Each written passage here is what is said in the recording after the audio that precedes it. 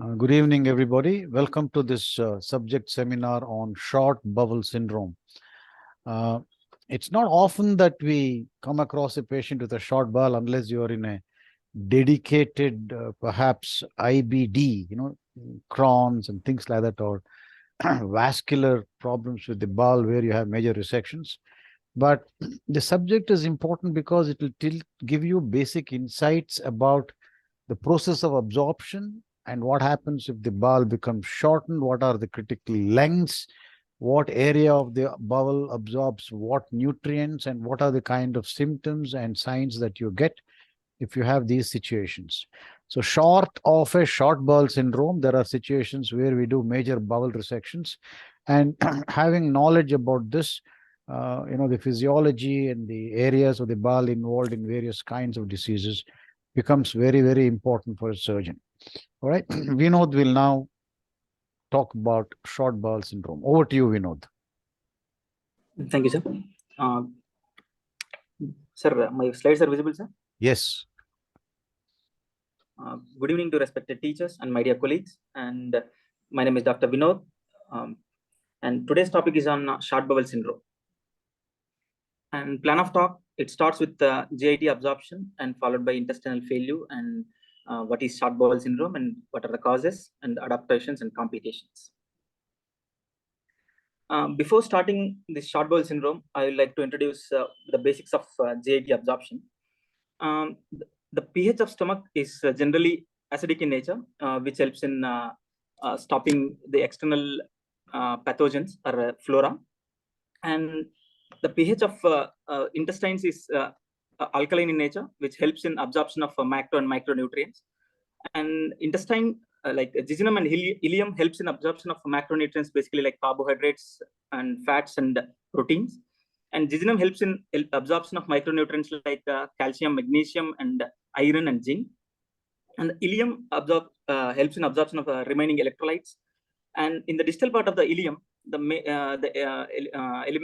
vitamins like B12 and bile salts were absorbed. And the colon, vitamin K and water is absorbed. And the pH of the stomach is generally controlled by secretin and cholecystokinin, which are produced by the duodenum and the proximal part of the jejunum. And as we know, the short bowel syndrome is a type of intestinal failure. I would like to introduce what is intestinal failure. It is generally an inability to maintain the energy and the fluids or electrolytes of the body even with the accepted normal diet because of anatomical or functional loss of the capacity of the absorption of the intestines. Generally, we divide the intestinal failure into acute and chronic, based on the duration, which is like 6 months. And we classify the intestinal failure into 3 types. Type 1 is a self-lifting. It's generally post-surgery, like a paralytic ileus. And type 2, which is after the major surgeries of intestines like intestinal resections or cutaneous fistula, enterocutaneous fistulas, or after sepsis or anastomotic leaks. And these patients are metabolically unstable and duration will be less than 6 months. And type 3 are those patients which are chronic, which are greater than 6 months. And these patients are progress from unstable and they need long-term parenteral nutrition. As I said, short-term and these are greater than type 2 are greater than 6 months and type 3 are less than 6 months. Greater than 6 months. And short bowel syndrome is functional or anatomical loss of intestine, which is extensive, like only viable segment of around 200 centimeters is left, which leads to compromise of absorptive capacity of the intestines.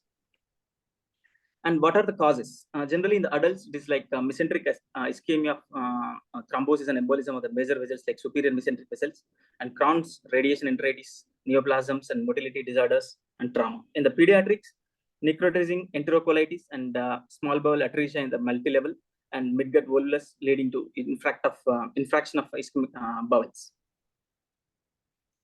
And generally, these patients present with malabsorptions. Vinod, go back one slide, Vinod. Yes. Nikita, he talks about a neoplastic condition that can give you short bowel. What would that be?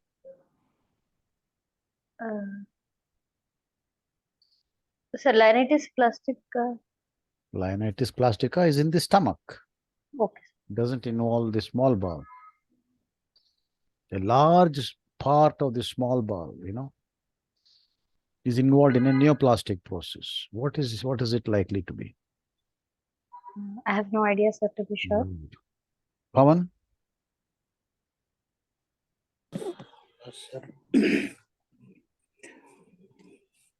Sir, no idea, sir. Sorry, Think sir. about it. It cannot be something, a localized disease like an adenocarcinoma. It has to be a diffuse neoplastic process, which is likely to be infiltrative, involving the whole of the bowel or a large part of the bowel.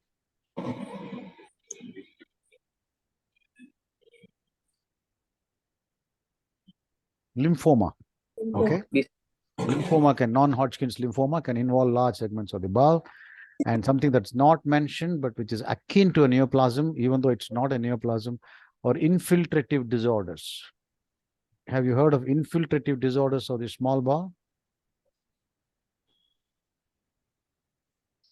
They're called proteinosis, Wegener's disease, and things like that. There are several such criteria, several such diseases, rare, but can involve the small bowel, which gives you malabsorption. Okay? All right, go ahead. One more important thing I forgot to mention. What would be, go back one slide. You talk about a volvulus in a pediatric age group. What would cause volvulus? Sir, conversion of like a weaning stage, sir, during the change of diet habit of the baby from milk to some other. Volvulus will be more common, but what would be an underlying condition that predisposes to volvulus? Malrotation. Good. Malrotation of the gut. Yeah. Go on. Sir, Yeah, Heli Ravi. so one more thing, though it is not very common, but desmoid tumors affecting the mesentery, root of the mesentery, many of them, they cause significant desmoplastic reaction, and in the if there is a misadventure trying to resect this, then there can be we have treated 3 or 4 such cases from very reputed institutions where the surgery to remove the desmoid tumor has caused significant loss of the intestine. All right. Okay. All right. Okay, go ahead. Generally, these patients present with malabsorption, diarrhea, steatorrhea, and cholelithiasis and cholestasis. And basically, malabsorption is because of resection. The absorptive area is decreased, and because of the surgeries, the control over the pH is lost, which leads to acidic pH in the intestines, which increases the motility and decreases the enzyme digestive enzymes capacity to digest. Yeah. And go on. And the symptoms of diarrhea are because as the major. Hello. Go on. As a major portion of intestines are resected, it leads to asthmatic diarrhea because of decreased absorption and digestion. And one more, there is increased gastric emptying, which leads to asthmatic diarrhea. And there will be decreased secretion of cholecystokinin, and which leads to decreased production secretion of bile secretions, and this leads to decreased micelle formation, which leads to decreased absorption of fats, and these fats enters into the colon, and these are converted into short chain fatty acids, and this will induce diarrhea. And these bile salts, which when there is an ileal resection, these bile salts are not absorbed, and these enters into the intestine, and the flora of the colon will digest, convert the conjugated bile salts into unconjugation, and these also induce the diarrhea. As the fats are not absorbed in ileal resections, it leads to fats in the stools, which we call as steatorrhea. And because of, as I said, in ileal resections, there is loss of bile salts. There is a saturation of cholesterol in the bile, which leads to cholestasis and finally formation of gallstones.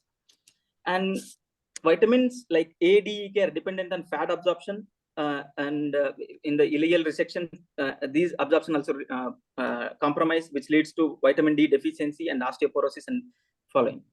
And as I said, fats were not absorbed in ileal resections, and these enters into the colon and formed into fatty acids. These fatty acids, generally acids, were more attractive towards the calcium, and formation of calcium miscellaneous with the calcium and fatty acids. And there is a decreased amount of calcium in the GIT, and which leads to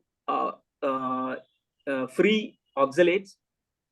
These oxalates are absorbed into the intestines, and these enters into the kidney and forms calcium oxalate stones in the kidney. And lactic acidosis is because, as said in the ileal resections, even carbohydrates are not absorbed. These enters into the colon, and in the colon, the flora will start anaerobic flora basically, which enters into the anaerobic cycle, which leads to formation of D-lactic lactic acid, which causes a syndrome in which the patient goes. This lactic acid leads to metabolic complications. All right. No, hold on. Just go back. So go back one side. Yes. This is the one. Nikita, he mentioned about the enterohepatic circulation being lost when ileum is resected, and so it gives gallstones. Why would that happen? You have to know the pathophysiology of gallstones for that.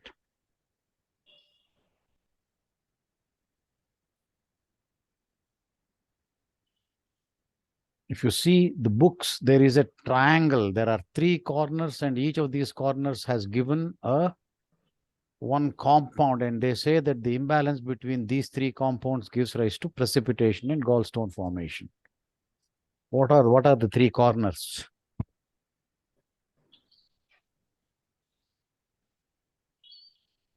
Indraja? Hello? Indraja, you there? Yes, sir. Yeah. Yes, sir. Yes, sir. So what are those 3 elements or compounds? Gallstone disease is so common, you will see perhaps a lab call every day. Yes, sir. All right. That is Silence. anybody in the class? Studied silence. Anybody in the class? Saturation. Sir. Yeah. What are those 3 compounds? It's an imbalance between 3 compounds that causes saturation or precipitation. Cholesterol, bile acids. Yeah. Go on. Cholesterol, bile acids, and Salts. what salt? No. Acids and salt mean the same. Oh, yes. Phospholipids. No. Yeah, you're right, but there's a specific compound for that. You're actually right. Phospholipids, a kind of a lipid. Go and look up the books and write it in the group. Okay. Yes, sir. It is a lipid. It is a lipid, but I don't want to spoon feed you. You go ahead and look it up. Okay, sir. It starts with L. Go on. Next. Can I continue, sir? Yeah. Ravi, you have anything to add? No. I think, why do you get fluid electrolyte imbalance, Vinod? Sir, in the acute phase, these bowels are in this post-surgery. These bowels are not in capacity to absorb, and even in the ileal resection, the major amount of fluid is absorbed, and electrolytes are absorbed in the ileum and the jejunum, sir. This leads to fluid and electrolyte imbalance.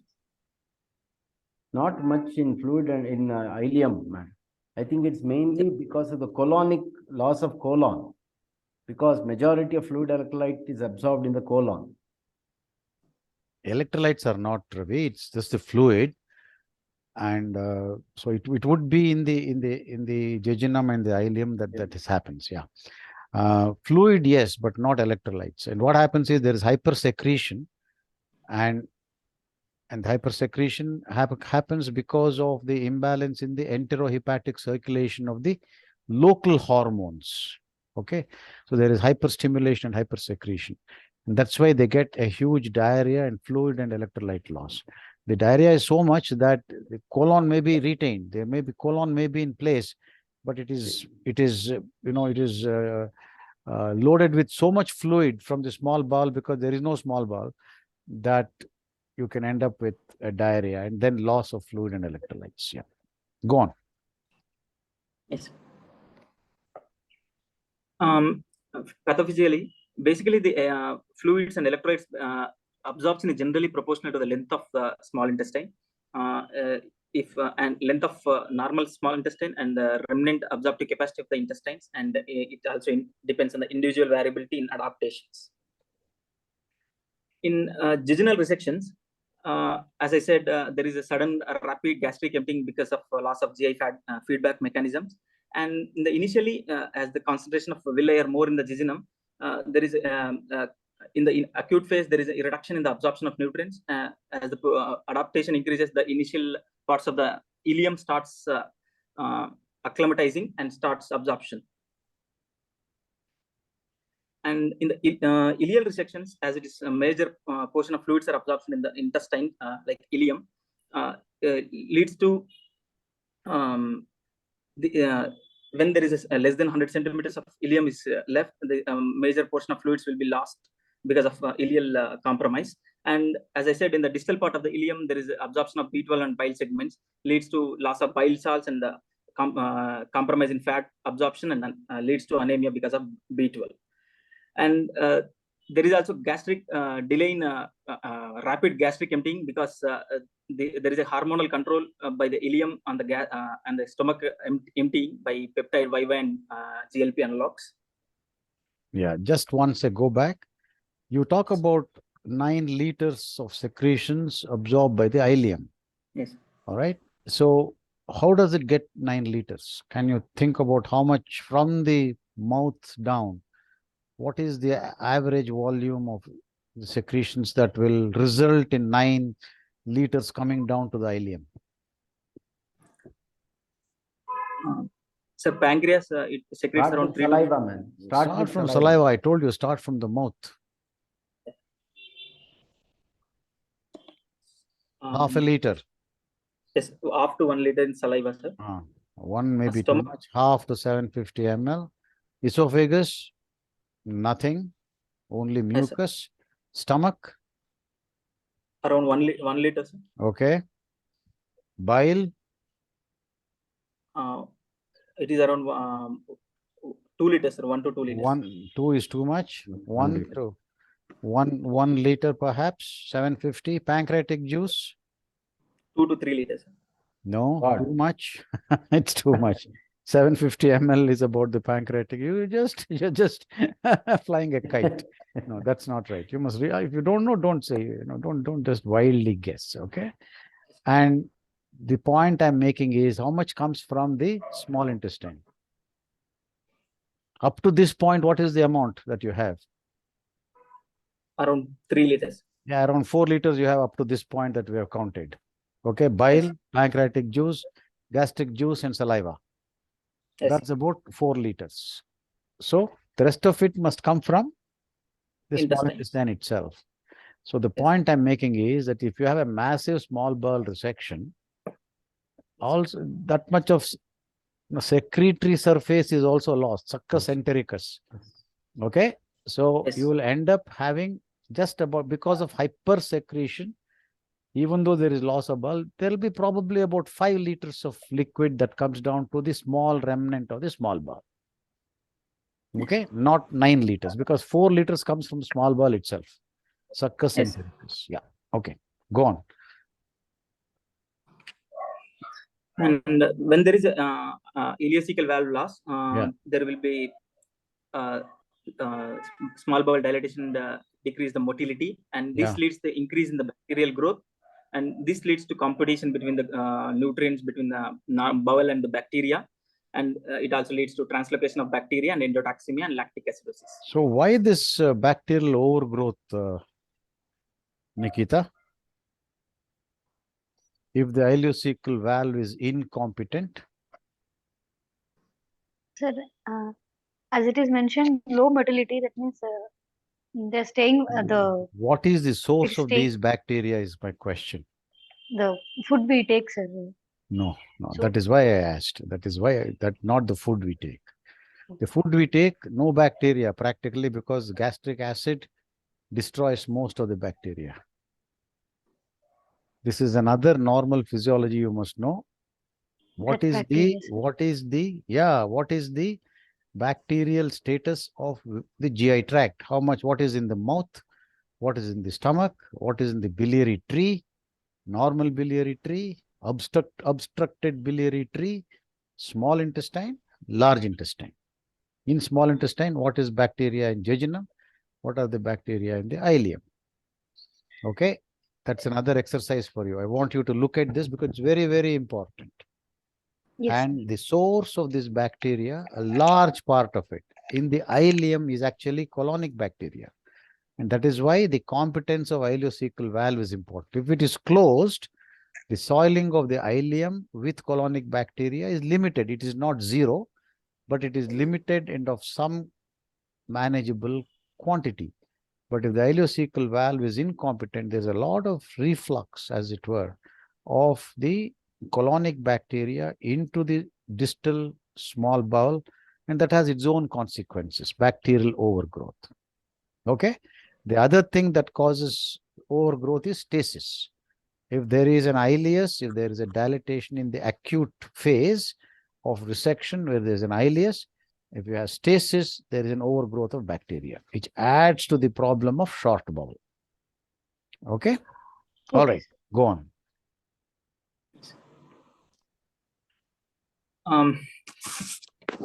In the adaptation process, colon tries to increase the absorptive area by increasing the transient time, and it increases the absorption of water, electrolytes, and short chain fatty acids, which provide around 500 calories per day. So this is the point. The normal colon doesn't absorb electrolytes, but it adapts if there's a small bowel. Then it tries to compensate for it, but you will see that that adaptation is limited. Go on. We know how much does the ileocecal valve add in terms of the length of the small intestine if you try and retain ileocecal valve?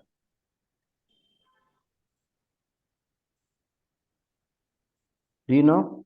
Very difficult question. Yeah. Go on and answer them, Ravi. I think initially to start with about 60 centimeters.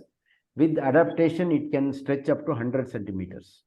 So that is the importance of maintaining. If you can save the ileocecal valve, it will add considerably to your length of the intestine, so that adaptation and dependence on TPN can be reduced.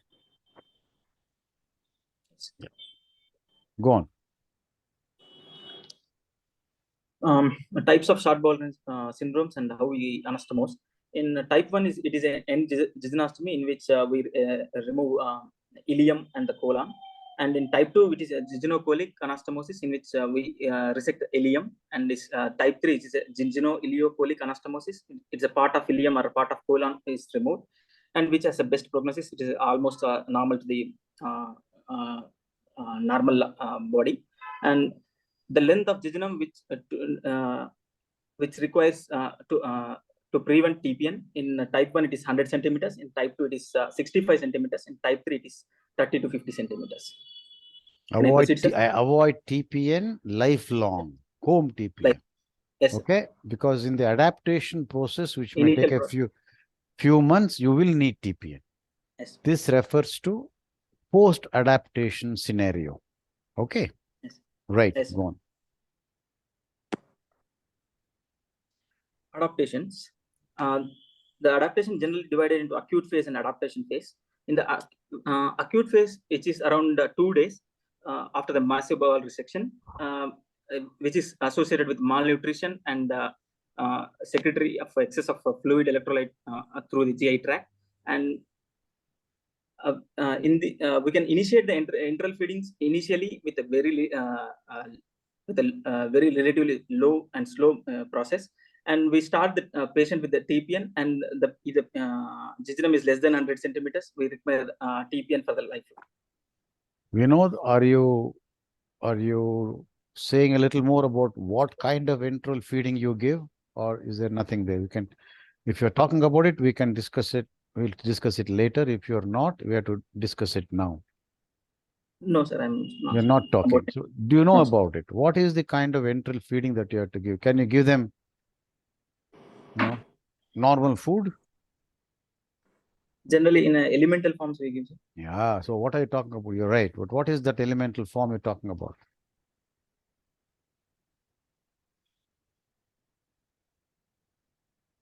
No, sir, You don't know. Pawan. Yes. Sir, dipeptides, tripeptides, Good. and Dipeptides. Good. and sir, high Short chain fatty acids. acids. And always glucose. Yes. Okay. Glucose with electrolytes. Those are the principles. Medium chain triglycerides are also acceptable. MCTs, SFA, short chain fatty acids, dipeptides, glucose and electrolytes, and always given as a drip feed and not as a bolus. Okay, sir. Drip feed, slow drip feed. That helps you to maintain some degree of villus integrity and helps the bowel to adapt. It will not give you adequate nutrition when you have a short bowel situation. You will need parenteral nutrition, supplemental or total, as the case may be, to maintain the patient's nutrition. Okay? Okay, sir. Go on. Adaptation phase, which begins generally after the 2 to 4 days of bowel resection. And during this phase, about 90% of the bowel adaptation may occur because of villus hyperplasia and increased crypts depth and intestinal dilatation. And we start early with low volumes and progressively we increase the enteral feeds and will decrease the TPN. The early complications are like I said, electrolyte imbalances and diarrhea because of excessive production and excessive excessive secretion of fluids and electrolytes from remnant bowels, and diarrhea because of compromise in absorption and also osmotic diarrhea. And gastric hypersecretion because there is a loss of feedback from the duodenum because of post surgery, and it may continue for up to 6 months, and which may lead to peptic ulcers and esophagus. It's not duodenum because duodenum will be intact most of the time. Duodenum and the proximal jejunum will help. And the jejunum. From the jejunum. Okay. That is the important. That's what is removed. Yeah, go on.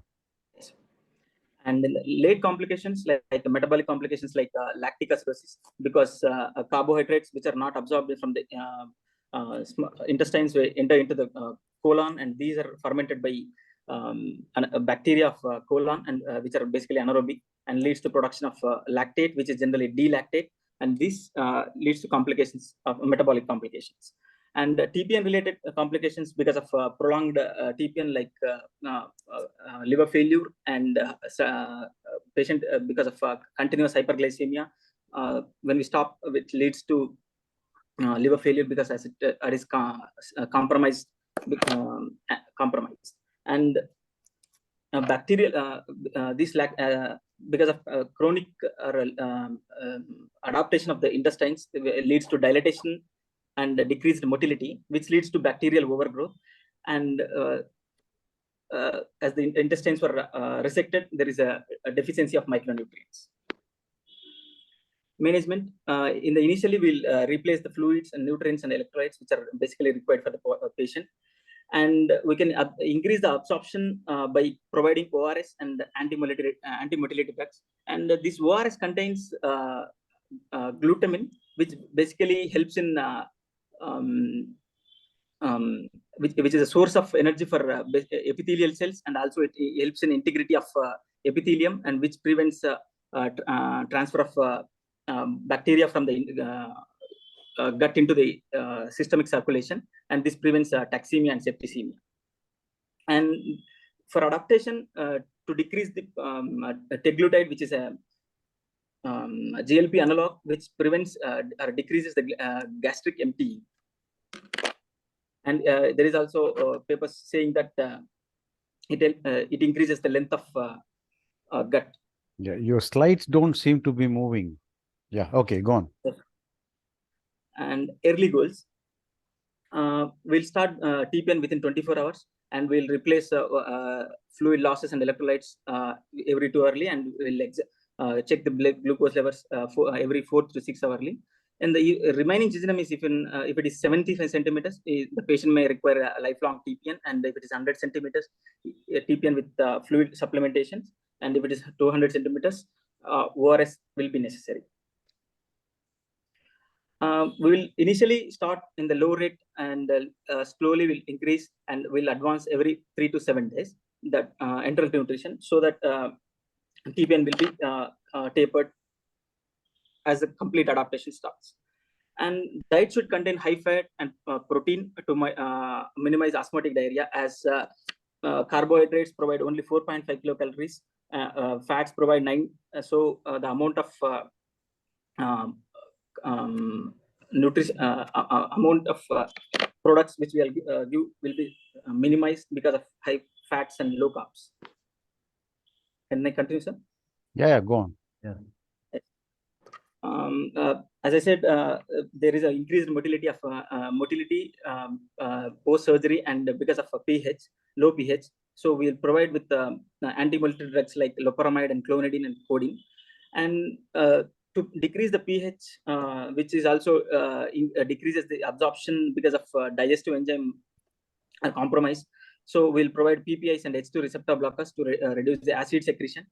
And to promote adaptations, as I said, glutamine helps in maintaining the epithelium, and growth hormones helps in production of intestinal cells, and high carb diet, which stimulates adaptation process in the early period.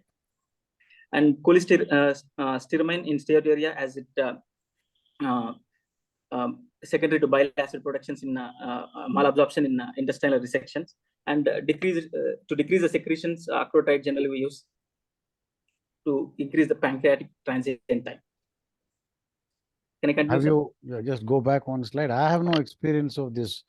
Go back one slide. GLP-2 analog. Ravi, any experience? No, sir. I think it's still under investigation. It is still a new thing. Yeah. Only thing I have to add is the PPIs that you give is very high doses of PPIs, up to 80 milligrams twice daily, or sometimes even 160 milligrams. And then you can gradually reduce it as and when the adaptation happens. Yeah. I think it as the pH induced hypermotility where it can be reduced by doing that. Yeah. Yes. Go on.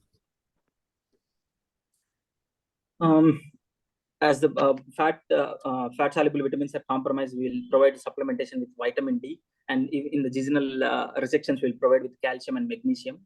And to treat the bacterial overgrowth, generally we start with the antibiotics, which include both anaerobic and aerobics. And generally we don't try to eliminate complete bacteria. We'll try to minimize the level of bacteria. And we can also provide with the probiotics and along with the antibiotics. And we can give regular enemas with the acid phosphate enemas. And we also, as I said, the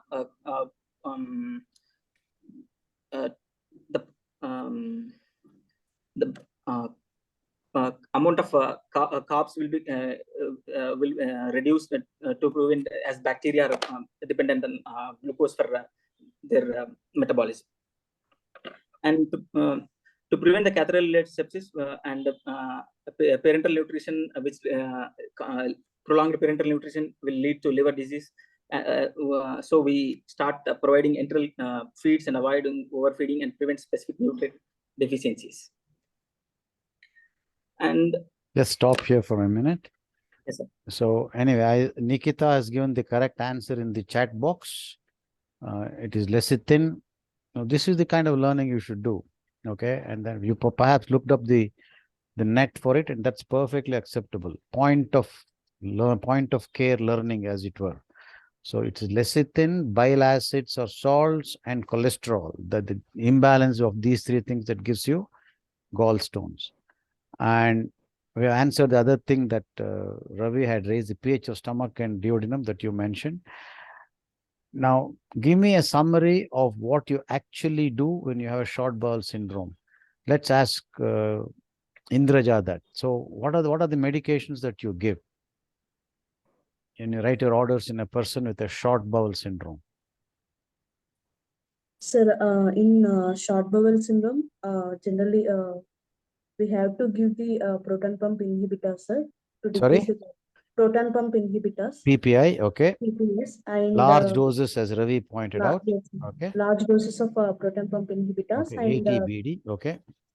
And antibiotics, sir, for the bacterial overgrowth. Not always. That's not the main. That's the last one. If you suspect bacterial overgrowth, doesn't happen straight away. Yeah. Yes. And probiotics, sir, as patients are having No, the diarrhea. not very important. Yes, sir. And that's why I wanted to. Anti-motility drugs. Yes. Okay. Loperamide. Okay. Loperamide. All right. Reduce the secretion. He said something else.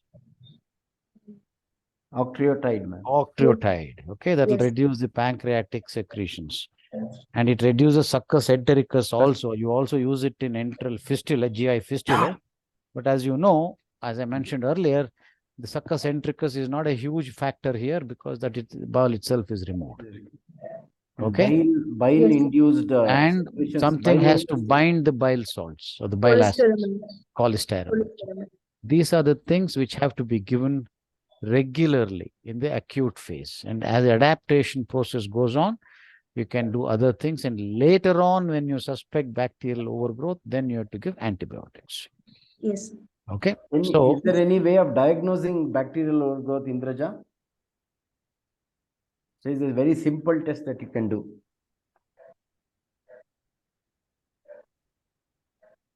Hydrogen breath test. If you do the hydrogen breath test, it is supposed to detect bacterial overgrowth. As Sir said, initially it's not a problem. As the adaptation happens when the bowel dilates, then there is a potential for stasis. So you do a hydrogen breath test, and if it is positive, then you can do what is called a cyclical antibiotic therapy. So you rotate antibiotics over a period of 3 months and then stop it and see how the patient is, and then you can restart it at some stage later. Okay. Don't give it on a regular basis.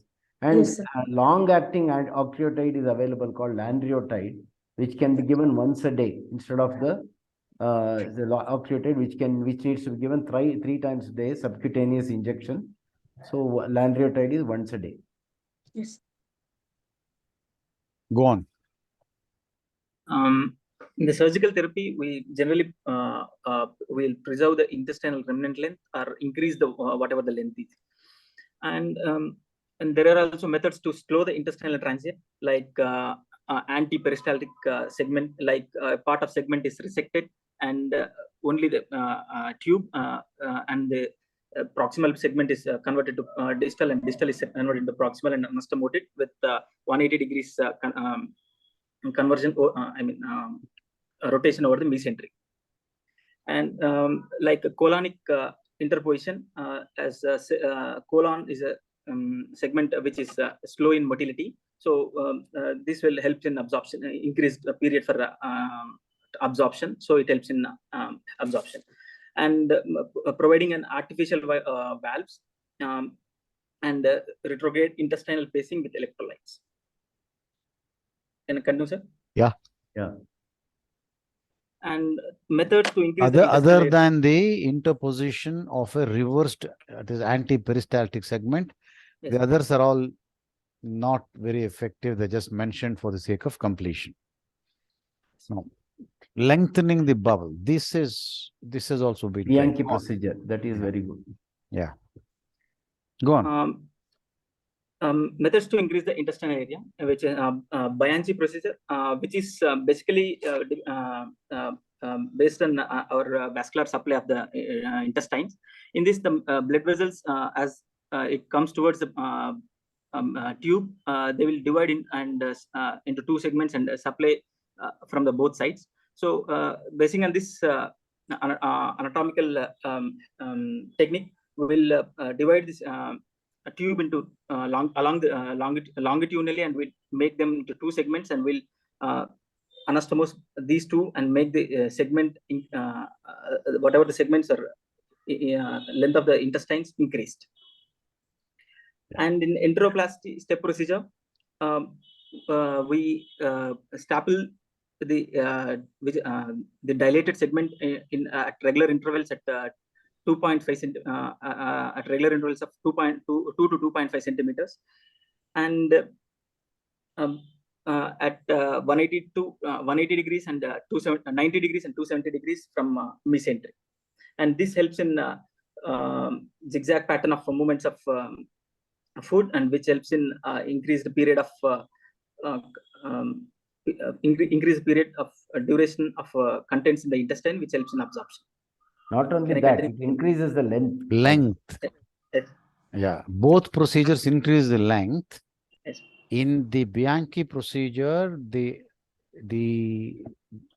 mesentery is sort of split into two, and so is that segment of the bowel. Okay, it's a dilated bowel. You can cut longitudinally.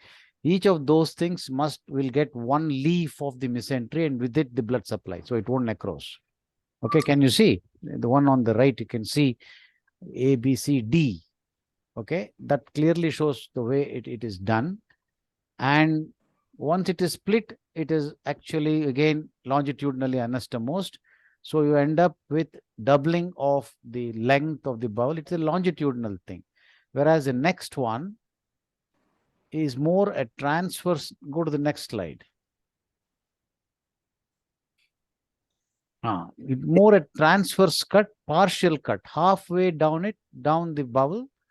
Once on the antimesenteric side and the other time on the mesenteric side, without compromising the bowel. It's like the hostrations, they are alternate. Okay, when you do that, the bowel lengthens. That is the idea. Okay.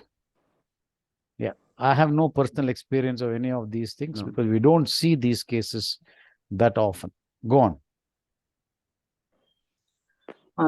And finally, intestinal translations, basically indications for that are transplantation. Yes, transplant. Sir, I have interacted with Adrian Bianchi. Yeah. Who was in Manchester. He was a pediatric surgeon in the Manchester Children's Hospital. Right. We've seen him do a couple of these things. Right. It does seem to work. I think especially in pediatric population. Okay. I don't have much experience with the adult population. Right. Right. A Bianchi procedure. Yeah. Transplantation. Go on. Indications are thrombosis of 2 or more times of central veins, and 2 or more episodes of catheter-related sepsis, and a single episode of renal-related fungemias and septic shocks and ARDS, and frequent episodes of severe dehydrations. Yeah. And these are of 2 types. They are isolated intestinal transplantations and combined intestinal and liver transplantation. And the major complications of intestinal transplantations are anastomotic leaks and spontaneous bowel perforations, hepatic artery thrombosis and infection, and rejection of the transplant graft, which can be in the acute condition, we can be diagnosed by loss of villi and immune cell infiltration in that graft. And according to the articles, alone in this 1 year and 5 and 10 year graft survivals were around 74, 42, and 26 in only intestine transplantations, and in intestine, liver, and pancreas together, it is around 70, 50, and 40% respectively, and in only in intestine and liver, it is around 61, 46, and 40%. Yeah.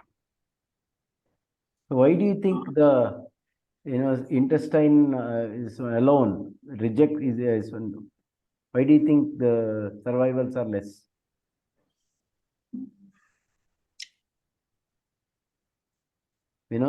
Anybody else? The answer depends on what is blood the vessels kind. Complete. No. Just let me finish. I'm giving you a very big hint. Yes. The answer depends on what kind of immunity causes rejection.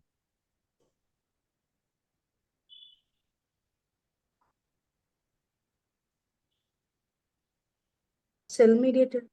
Okay. So if Yes. that is the case, why would small bowel attract a higher rejection rate?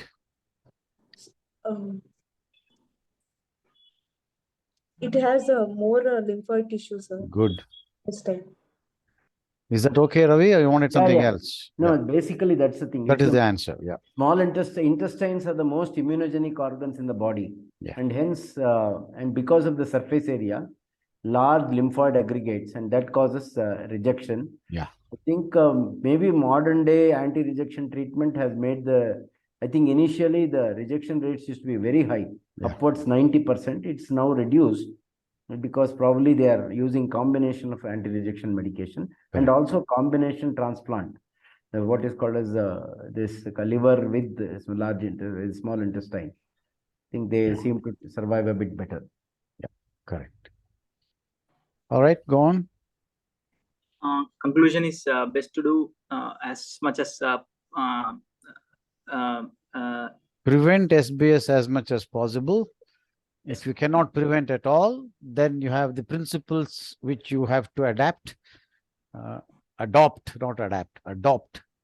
for treatment. All right. Right. Abdul. So Indraja. Sorry, go on. What do you do to, it's easy to bracket it and say prevent short bowel syndrome. So for example, let us take the example of Crohn's disease and things like that. What do you do to try and prevent short bowel syndrome? General, we'll try with the medical management. Correct. Use all the medical management. Now we have even the biologicals. So yes, you have very, very, very high threshold to do resectional surgery for Crohn's disease. And when you resect, you don't have to use this standard, the resection. You can do what is called limited resections. And also, what they have found is that, you have to to be patient in terms of many of these Crohn's disease when the acute phase.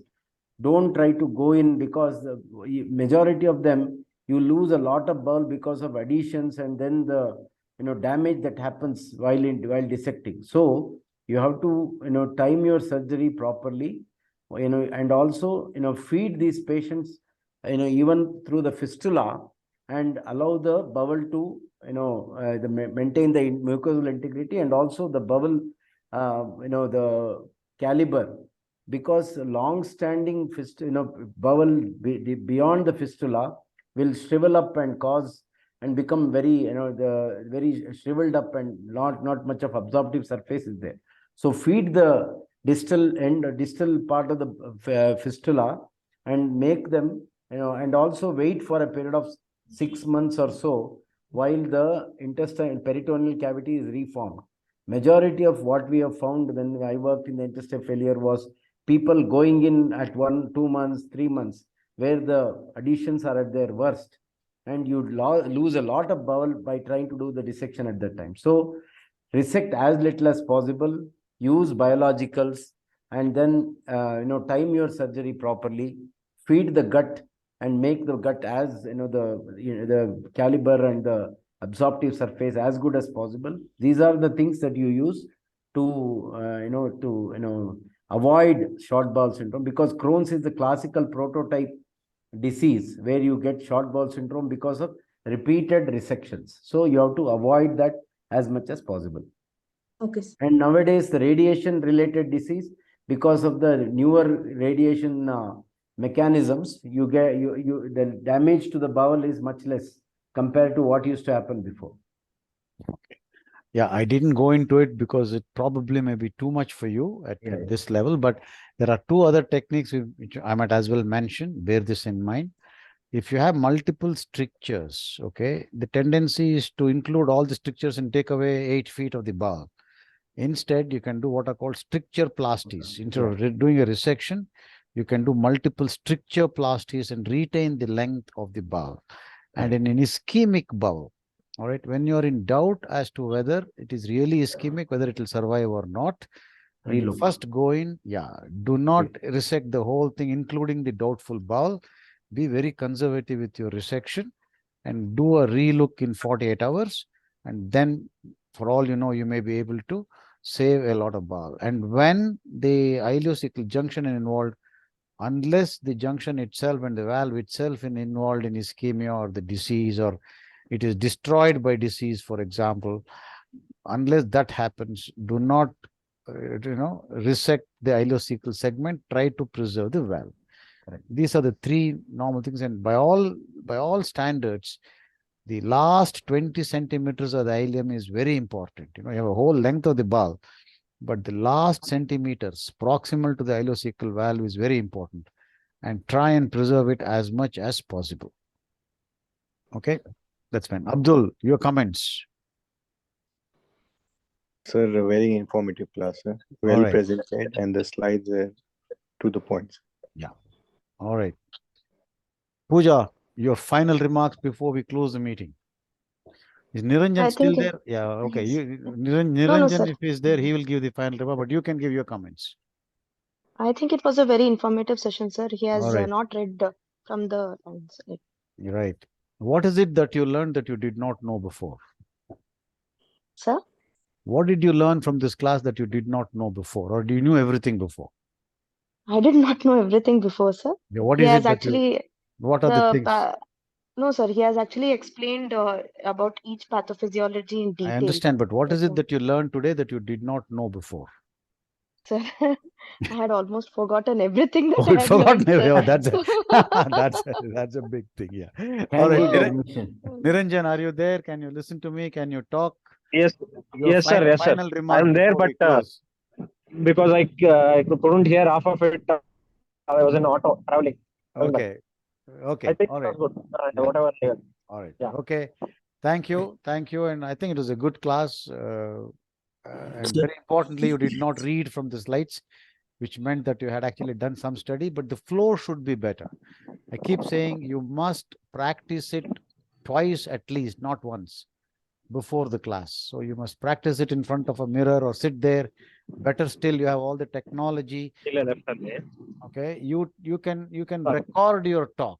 All right, all of you. You can record your talk on your phone and then play it back, and then you will see how effective it is, whether it is a sort of stop and go stuttering or whether the flow is good. The flow to be important, flow being good is very important. So please practice it.